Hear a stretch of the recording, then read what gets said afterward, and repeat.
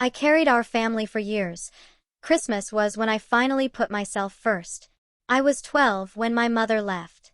Not left as in died, but left as in she walked out the door with a suitcase and a man whose name I never learned.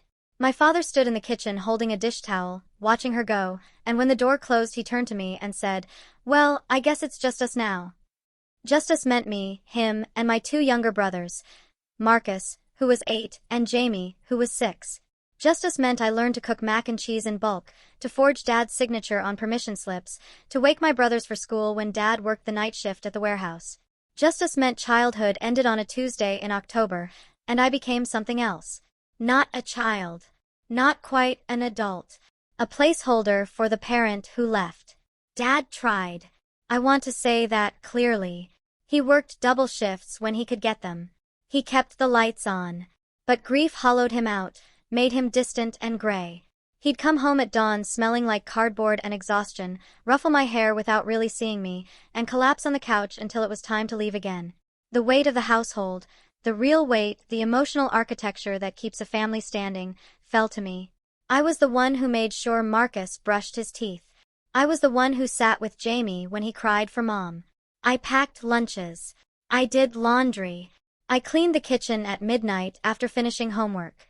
I became fluent in the language of small sacrifices, skipping school trips because someone needed to be home, turning down sleepovers because my brothers couldn't be left alone, wearing the same 3 outfits on rotation so the boys could have new shoes. People noticed, of course. Teachers would ask if everything was okay at home, their voices careful and probing. I learned to smile and say yes. Neighbors would see me at the grocery store with a cart full of budget pasta and canned vegetables, a kid doing an adult's job, and they'd look away. That's what people do with uncomfortable truths. They look away. When I was 16, my Aunt Carol came back into our lives. She was Dad's older sister, the successful one who'd moved to Arizona after college and sent Christmas cards with photos of her gleaming kitchen and 2 perfect kids. She'd stayed away after Mom left. Too busy, too far, too uncomfortable with our particular brand of dysfunction. But that year, she called. "I want to reconnect with you kids," she said on the phone, her voice bright with performative warmth. "Family is so important. I've been thinking about you all." She visited that spring, walked through our cramped rental house with its peeling linoleum and thrift store furniture, made sympathetic noises, hugged us all too tight. She took photos. She posted them on Facebook with captions about family bonds and unconditional love. Then she made her offer. "Let the boys come stay with me for the summer," she said to Dad while I listened from the hallway. "Give them a real vacation. They can swim, meet their cousins. You could use the break." Dad, exhausted and guilty, agreed immediately. I should have been happy. A summer without the constant weight of caregiving, without making 3 meals a day and breaking up fights and reading bedtime stories. But when Aunt Carol looked at me, really looked at me, I saw something else in her eyes. Not gratitude for all I'd done. Not acknowledgement. Just a kind of satisfied appropriation, like she was saving these children from something, and that something was me. The boys left in June. They came back in August different, talking about Aunt Carol's pool, Aunt Carol's cooking, Aunt Carol's big house. Jamie asked why we couldn't live somewhere nice like that. Marcus started calling her at night to say good night. Aunt Carol started calling more often after that. Started suggesting that maybe the boys should spend Christmas with her too. Easter. Spring break. She framed it as help, as generosity, but I understood what it was. A slow extraction, a gradual repositioning of herself as the maternal figure, the savior, while I became the girl who'd merely kept them alive. Dad didn't see it. Or maybe he saw it and was too tired to care. When I tried to explain how it felt, how she was taking credit for what I'd built with my own hands, my own years, he just sighed and said, "She's helping, honey. Let her help." But I was 17, then 18, and the boys were spending more time with her than with me. She bought them things we couldn't afford. She took them on trips. She showed up at their school events with a camera and a proud smile, and people assumed she was the one who'd raised them. I watched her collect the gratitude I'd earned through 1,000 thankless nights. The Rayal wound came during Marcus's 8th grade graduation. I'd worked extra shifts at the diner where I'd started waitressing after school to save money for a gift, a good watch he'd wanted, something that would last. I got there early, saved seats, had the wrapped gift in my lap. Then Aunt Carol arrived with her husband and kids, all dressed up, carrying gift bags stuffed with tissue paper. During the reception, I watched her hold court with Marcus's teachers, accepting their compliments. "You've done such a good job with him," one teacher said. "He's such a good kid." Aunt Carol smiled. "Well, it takes a village. I just try to be there for them." I stood 10 feet away, holding my single wrapped box, invisible. That night, Marcus opened her gifts first: new laptop, expensive headphones, gift cards. When he got to mine, he said thanks in a distracted way and moved on. Aunt Carol caught my eye across the room and gave me a sympathetic smile, the kind you give someone who tried their best but came up short. Something cracked in me then. Not loudly, not dramatically, just a small, quiet fracture in the foundation of who I believed I was supposed to be. I stopped fighting after that. Let her take them on vacations. Let her be the favorite. I was 19, then 20, working full-time at the diner and taking night classes at community college. Dad's health started failing, years of hard labor catching up to him. I became his caregiver too, driving him to doctor's appointments, managing his medications, calling his boss when he was too sick to work. Still, I endured.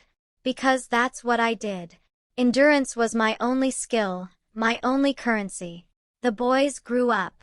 Marcus went to college with Aunt Carol's financial help. Jamie moved in with her for his senior year of high school because her school district was better.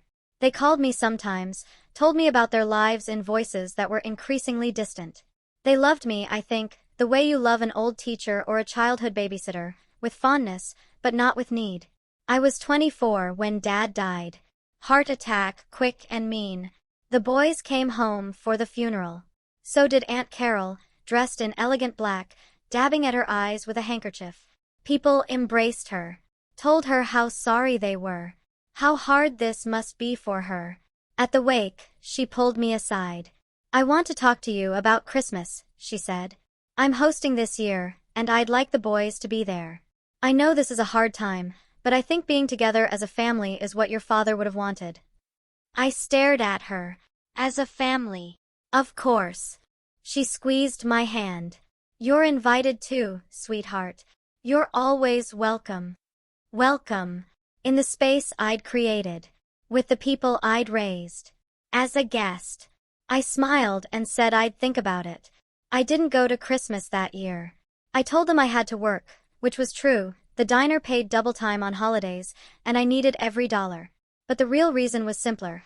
I couldn't bear to sit at her table, eating her food, watching my brothers laugh at her jokes, knowing that in the story of their lives I'd become a footnote. I let them go. And I started building something else. It took 3 more years.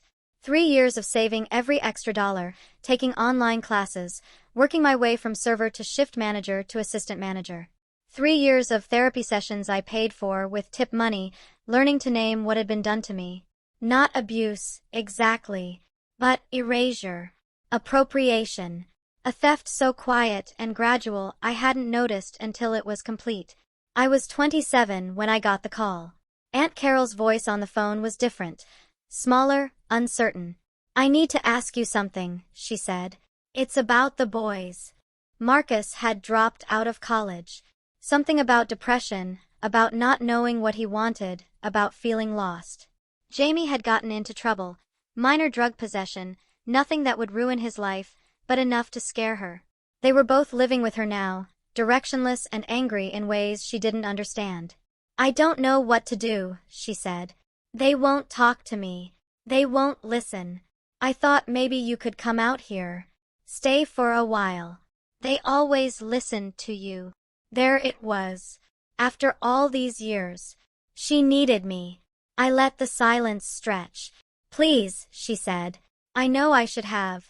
I know we haven't been close. But you're their sister. They need you." I thought about the 12-year-old girl who'd learned to make dinner for 3. The teenager who'd sacrificed every normal milestone to keep her brothers safe. The young woman who'd stood invisible at a graduation while someone else collected the praise. I thought about all the times I'd needed help and gotten none. All the times my exhaustion had been met with silence. All the years I'd carried everything while she'd swooped in to play fairy godmother with none of the work. I can't, I said. What? I can't come out there. I have a life here. A job. Responsibilities. But you said you wanted to be there for them. So be there for them. My voice was steady, almost gentle. Do the hard work. Sit with them when they're angry. Let them disappoint you. Don't give up when it gets ugly. That's what family does. I don't know how. You learn, I said. The way I did. She was quiet for a long moment. Then, I thought you'd help. I did help. 4 years. I helped so much I disappeared. I could hear her breathing on the other end of the line. I gave them so much. You gave them gifts, I said. I gave them myself. We sat in that truth together, separated by 1,000 miles and a gulf neither of us could name. I'm sorry, she finally whispered. I know, I said. And I did know. She was sorry the way people are sorry when they realize their actions have consequences, when the bill comes due. But sorry doesn't refund the years. Will you come for Christmas at least? She asked. Please. They ask about you. And here was the moment. The choice. I could go. Could step back into that role, be the bridge, the fixer, the one who saves everyone. Could swallow my anger and my hurt and be noble and selfless because that's what good people do. Or I could choose something else. I'm spending Christmas with friends this year, I said. People who see me, who celebrate me, who understand what I've survived. But the boys are grown men now. They have your number. They have my number. If they want me in their lives, really want me, they know where to find me.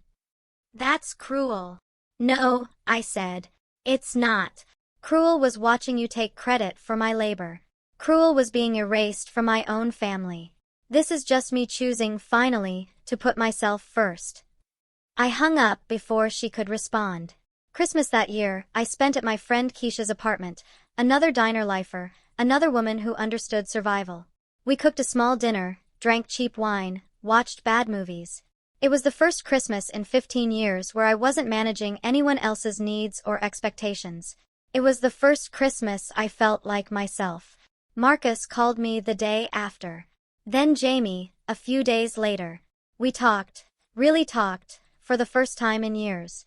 They were angry at first, defensive.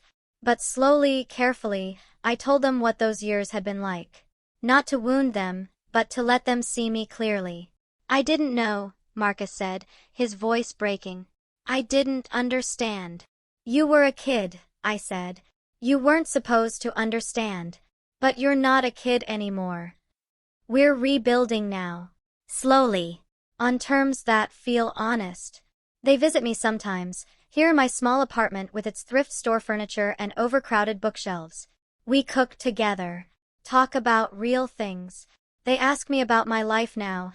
Not the girl I was, but the woman I became. Aunt Carol still sends Christmas cards. I don't open them.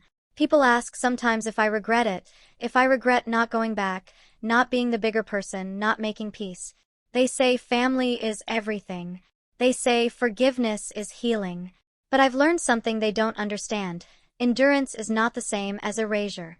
Sacrifice is not the same as disappearance. And sometimes, the most radical thing you can do is refuse to carry what isn't yours to carry. I spent years being strong for everyone else. Christmas was when I finally chose to be strong for myself. And that, I've learned, is its own kind of justice.